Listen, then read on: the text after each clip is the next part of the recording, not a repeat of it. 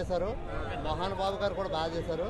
ఇక ప్రభాస్ గారు కనపడేటప్పటికి ఇక పీక్స్ ఆయన ఎంటరింగ్ అనేటప్పటికి ఇంకా అందరూ కూడా న్యాయం చేశారు అమ్మ. సినిమాలో అన్ని క్యారెక్టర్లు కూడా చాలా బాగున్నాయి. భక్తి గురించి చిన్నపిల్లలు కానీ పెద్దవాళ్ళు అందరూ చూడవచ్చిన సినిమా ఇది. లేకలేదమ్మా, విజువల్ ఎఫెక్ట్స్ చాలా బాగున్నాయి, గ్రాఫిక్స్ బాగుంది చూస్తాకే. లేదు ఫస్ట్ నుంచి కూడా ఎక్కడ బోరింగ్ లేదు, అంతా బాగానే ఉందండి. పాత స్టోరీ అయినా కూడా బాగా తీస్తారు. మా వైపు లేదు కదండి, ఉంటే చేద్దును, ఒక్కన చేయదు కదా. నేను ఎక్కడ డాన్స్ చేసినా మా వైపు ఉండాలి.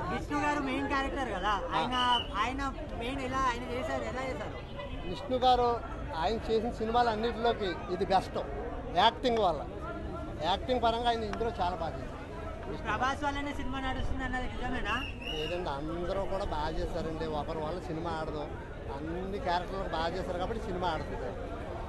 డైరెక్షన్ ఎట్లా ఉంది? ఏదైనా తప్పు చేసిన పనులు ఏమైనా ఉన్నాయి? అది డైరెక్షన్ తప్పేం లేదండి.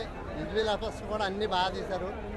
డైరెక్షన్ మోహన్ బాబు గారు, అక్షయ్ కుమార్ గారు, మంచు విష్ణు గారు, హీరోయిన్ అందరూ కూడా చాలా బాగా చేశారు. అందరూ న్యాయం చేశారు.